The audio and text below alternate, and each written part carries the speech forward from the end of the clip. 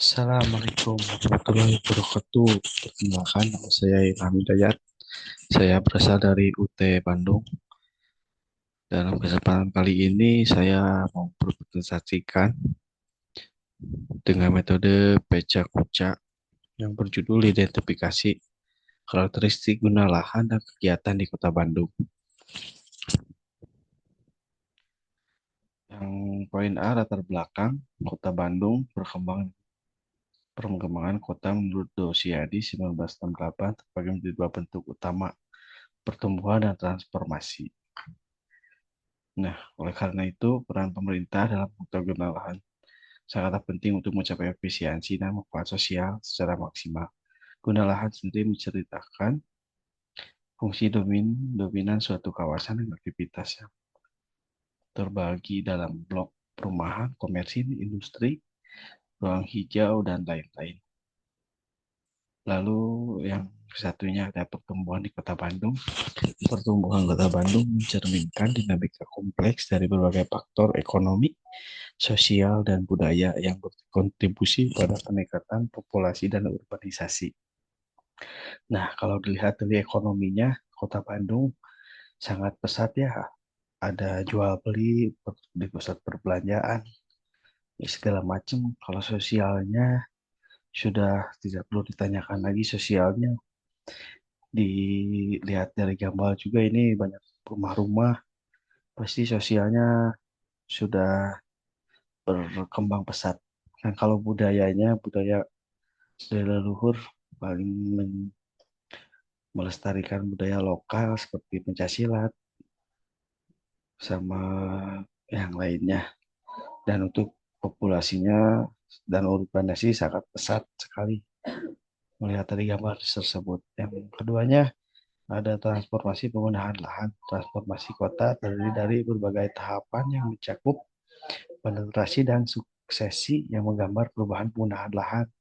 Nah, yang warna kuning permukiman lahan kosong, yang warna hijau sawah sama pepohonan hijau. Kalau hijau tuanya itu hutan, kalau yang birunya itu perairan. Langsung ketiga, tidak sesuai rencana. Perubahan fungsi lahan sering sekali tidak sesuai dengan rencana tata ruang yang telah ditetapkan, menimbulkan tantangan dalam pengelolaan kota. Nah, seperti gambar di samping ini ada apartemen ya, dia yang terletak di Dago Pakar atas ini. Ini apartemen ini mau digunakan, tetapi ini kawasannya ke Sesar Lembang Bandung, jadi bakal terdampak, ada geseran ini bakalan terjatuh, dan di bawahnya itu ada perumahan atau warga lokal lah, di situ ada di bawahnya. Nah, yang B-nya poin tujuan dan sasaran. Tujuan survei ini adalah untuk mengkaji sesuaian antar guna lahan dan kegiatan melalui pemahaman sistem kategori guna lahan dan variasi serta karakteristik ketiga kegiatan yang berkembang di dalamnya. Sasaran kegiatan itu yaitu diidentifikasi karakteristik guna lahan di Kota Bandung, diidentifikasinya karakteristik variasi kegiatan dalam suatu guna lahan di Kota Bandung, dan diidentifikasinya karakteristik kegiatan yang berkembang di dalam guna lahan di Kota Bandung. Nah, kalau lihat dari variasi kegiatan dalam suatu guna lahan Kota Bandung itu variasinya berbagai, Mak. Berbagai sih variasi kegiatannya. Kalau di saya sendiri ini di Bandung Barat sih variasi kegiatan lahan paling ada pertumbuhan ini sih, pembangunan di arah Kota Baru, banyak pertumbuhan yang dibangun, perumahan, gedung sama pusat perbelanjaan kalau di saya sendiri. Terus kalau kegiatan yang berkembang di dalam kota, atau kegiatannya paling kalau di saya sendiri ada kegiatan pencaksilat yang melestarikan budaya lokal turun temurun di kota saya sendiri. Yang C-nya keluaran yang diharapkan berupa suatu laporan hasil survei yang siap pakai bagi kepentingan tahapan proses perencanaan selanjutnya. Jadi intinya kalau keluarannya proposal harus benar dan harus dikeluarkan. Yang D-nya ruang lingkup kegiatan survei dilakukan Kota Bandung yang dibagi menjadi 6 wilayah pengembangan WP, wilayah pengembangan. Kegiatan ini diserahkan selama 1 semester. Satu, 6 wilayah pengembangan, yaitu meliputi wilayah pengembangan Bojonegara, wilayah pengembangan Cibenying, wilayah pengembangan Batu Nunggal, sama wilayah pengembangan Tegalega. Wilayah pengembangan kelanjutannya itu ada di wilayah pengembangan Ujung Berung sama wilayah pengembangan Gede Bage. Setiap wilayah pengembangan memiliki karakter guna lahan, kegiatan yang berbeda sesuai fungsi dan potensinya. Tujuan survei mengkaji sesuai antara guna lahan dan kegiatan melalui pemahaman sistem dan karakteristik guna lahan serta variasi dan karakteristik kegiatan yang berkembang di dalamnya. Jadi tujuannya ya kita menganalisis data, pengambilan data di suatu wilayah. Misalnya di Kota Bandung ini pengambilan datanya melalui keluarganya, melalui kuesioner, pengambilan sampel ke RT RW dan dikaji ulang. Ada keluh kesah sama masukan. Sasaran kegiatan bagian satu teridentifikasi karakteristik guna lahan di Kota Bandung dan identifikasi variasi kegiatan dalam suatu guna lahan. Sasaran kegiatan satu. Sasaran kegiatan duanya teridentifikasi karakteristik kegiatan yang berkembang di dalam guna lahan Kota Bandung. Hasil identifikasi akan menjadi dasar untuk tahapan perencanaan selanjutnya. Metodologi survei bagian satu, pemahaman dan perumusan masalah, perumusan kebutuhan data, perumusan populasi dan sampel, penyesuaian perangkat survei, pemahaman dan perumusan masalah. Nah ini paling kita menyiapkan data suatu desa dari Bandung atau Kota Bandung sendiri, pemahaman perumusan masalahnya bisa diidentifikasi. Kebutuhan datanya ya kita mencari data data wilayah antara laki-laki dan wanita di sana, pemesan populasi sampel. Nah, kalau ini populasi sampel itu menggunakan kuesioner tanya jawab audiens kepada masyarakat.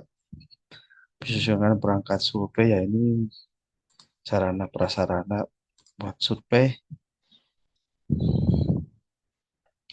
Metodologi survei bagian 2 menentukan target area survei, pelaksanaan survei dengan etika profesional, pengolahan data dan visualisasi data, interpretasi data analisis, penentuan target area survei. Nah, kalau di Kota Batu sendiri ini mengidentifikasi guna lahan di Kota Bandung, ini menentukan target survei, pelaksanaannya bisa disesuaikan penggunaan visual data, interpretasi data dan analisis. Organisasi kegiatan, pembentukan organisasi tim, penyusunan perusahaan kegiatan, identifikasi pola kebutuhan dan jenis data, pengurus perizinan. Nah, kalau ini pembentukan organisasi, kita berkelompok bisa membentuk PJ apa penanggung jawab survei yang ada bagian bagian sekretaris, bendahara, bagian penanggung jawab sarana prasarana, penanggung jawab kelembagaan dan penanggung jawab survei intinya. Penyusunan proses kegiatan yang dilakukan ya, oleh sekretaris dan datanya kita kumpulkan dijadikan satu untuk menjadi proposal yang utuh. Identifikasi pola kebutuhan dan jenisnya. Di pola kebutuhan yang mencakup si Kota Bandung itu data-datanya. Perizinan ya paling perizinan izin ke bagian pemerintahan setempat, kabupaten, kota. Keluaran yang diharapkan laporan hasil kompetensi dan siap dipakai sebagai dasar bagi kepengen proses perencanaan wilayah kota selanjutnya. Ya, ini laporan akhir harus bersifat komprehensif dan siap dipakai. Kata-katanya harus sopan dan etika dan memenuhi semuanya. Manfaat penelitiannya dasar penyusunan kebijakan tata ruang, pemahaman dinamika transformasi tahan, optimalisasi kota, pencapaian pembangunan berkelanjutan, dasar penyusunan kebijakan tata ruang. Dasarnya untuk menyusun penelitian ya disusun sedemikian rupa, membagi tugas per aspek per PJ. aspek-aspek dan isu permasalahan di Kota Bandung tersebut, pemahaman dinamika transformasi lahan yang ada alih fungsi lahan, ada pembangunan kota, pusat perbelanjaan, dan lain sebagainya. Optimalisasi pemanfaatan ruang. Optimalisasi yang meninggalkan wilayah suatu pembangunan yang akan dibangun di Kota Bandung harus memenuhi kriteria dan harus mencapai pembangunan berkelanjutan yang harus berlanjut sebelumnya. Seterusnya, pendekatan pelaksanaan. Kemudian beberapa pendekatan yang dilakukan penyelesaian pekerjaan adalah supaya berikut sebelum melaksanakan kegiatan survei sangat diperlukan pemahaman bersama masalah mengenai topik ini agar nantinya kegiatan survei dapat berjalan dengan baik. Merumuskan data, mengumpulkan populasi sampel, memilih, menyusun, dan menggunakan perangkat survei, menentukan target area untuk survei, melakukan survei dan etika survei, mengolah dan menentukan data, melakukan intervensi sederhana dari data yang didapat. Beberapa langkah yang dapat dilakukan agar nantinya dapat berjalan dengan efektif dan efisien adalah membuat organisasi tim, membuat proposal kegiatan, membahas kegiatan, pola kehidupan dan jenis data, pencairan data, perkiraan biaya dan pengurusan perizinan yang terkait. Paling segitu saja presentasi yang saya sampaikan. Mohon maaf bila ada kesalahan atau kata-kata yang tidak berkenan, mohon dimaafkan. Paling cukup sekian presentasinya. Assalamualaikum warahmatullahi wabarakatuh.